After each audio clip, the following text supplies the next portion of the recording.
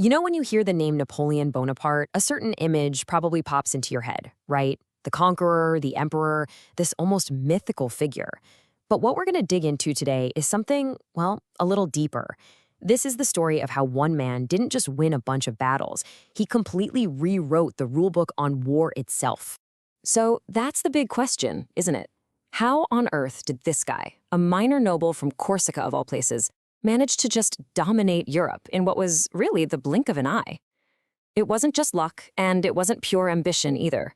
The real answer lies in the incredible war machine he engineered, a system that was about to leave the old, stuffy monarchies of Europe completely in the dust. So what was this machine? Well, it was this complex, beautiful system of moving parts. You had infantry, cavalry, artillery, logistics, all working together in almost perfect harmony. But a machine like this isn't built overnight. To really get how Napoleon pulled it off, we've got to go back, way back. Back to the revolutionary fires that forged the man in the first place. Yeah, Napoleon was a total outsider. He was born on Corsica right after it became French, and when he got to military school, they mocked him for his accent, for his background. But all that did was fuel this ferocious ambition in him, and it pushed him to bury himself in the study of history's greatest military commanders. And his rise to power was, just look at this, it was meteoric.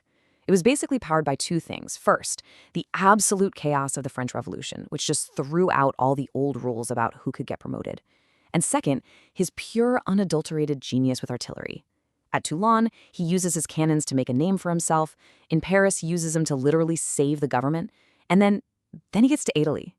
He takes this starving, demoralized army and turns it into a force of nature, showing everyone for the first time his gift for speed and maneuver that would soon become the terror of Europe.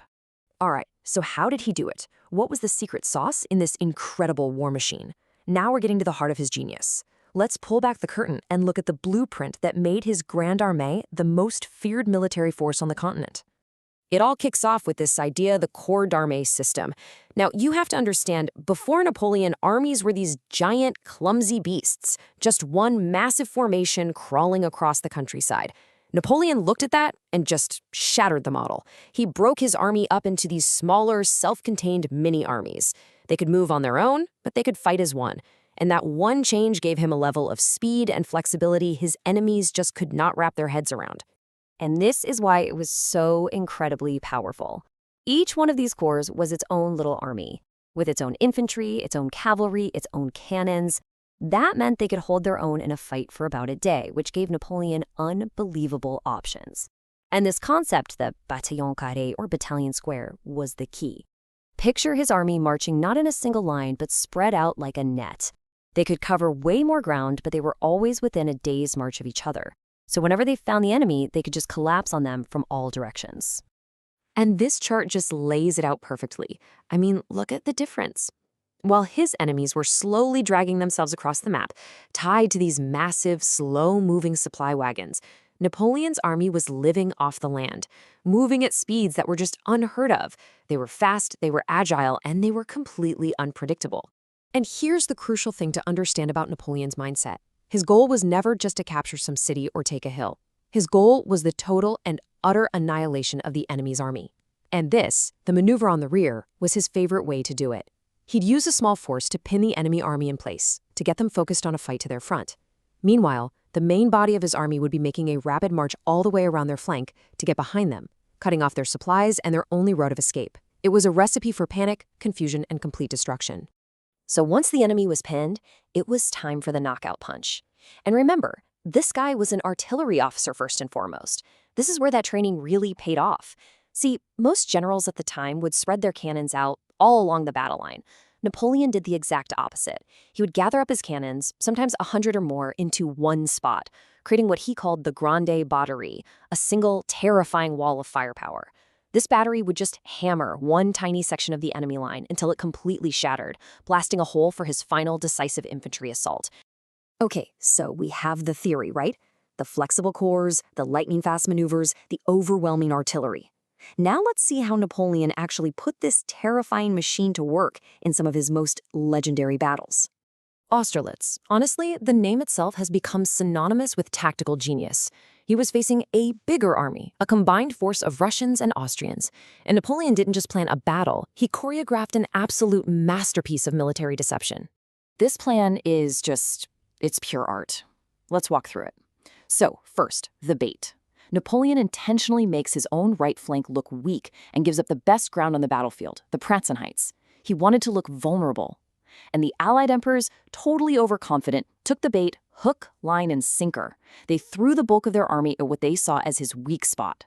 But what they didn't know was that Napoleon's toughest marshal, Devoe, was force-marching his corps for 2 days straight to get to that exact spot and hold the line. And just as the Allies were weakening their own center to go for the kill, Napoleon springs the trap. He orders Marshal Soult's corps to storm the now empty heights, splitting the Allied army right in two. From there, it was a total rout. The finishing blow. An absolute masterpiece. Just a year later, against the famously tough Prussians, the Napoleonic system showed just how lethal it could be. So while Napoleon himself was crushing a Prussian army over at Jena, the really incredible story happened in Auerstedt. Over there, Marshal Davout's single corps accidentally bumps into the main Prussian army. Look at those numbers. He was outnumbered more than 2-1, and yet, using the combined arms power of his corps, he held off every single attack and then decisively beat them. That right there, that's what made the Grande Armée so incredibly dangerous. But even a perfect war machine can be pushed too far. Napoleon's incredible string of victories led to a dangerous overconfidence, a kind of hubris, that pushed him into making huge strategic mistakes. And those mistakes would eventually bring down his empire, but in a strange way, they also cemented his legacy forever. So he could never manage to invade Britain, so he tried to beat them with economics instead. He created this thing called the Continental System, basically a huge trade embargo, to try and strangle the British economy. But trying to enforce it dragged him into two absolute quagmires. First, a long, brutal guerrilla war in Spain, and second, the fatal, catastrophic decision to invade Russia. The invasion of Russia, that was the beginning of the end. The sheer size of the country, the brutal winter, the Russian scorched earth tactics, it all just negated Napoleon's system. His army couldn't live off the land, they starved. This number, 500,000 men, that's how many soldiers from his grand army were lost. It completely shattered the myth of his invincibility, and it gave his enemies the courage to form the coalition that would finally bring him down. But here's the crazy part. Even in defeat, his legacy was already secure. Why? Because the ideas you see here literally wrote the book for modern warfare. He taught the world that the true objective in war is destroying the enemy's army, not just taking some capital city. He proved the overwhelming value of concentrating your force at the decisive point. His headquarters organization became the blueprint for the modern military staff system. These ideas, studied and written down by famous theorists, became the very DNA of every modern army.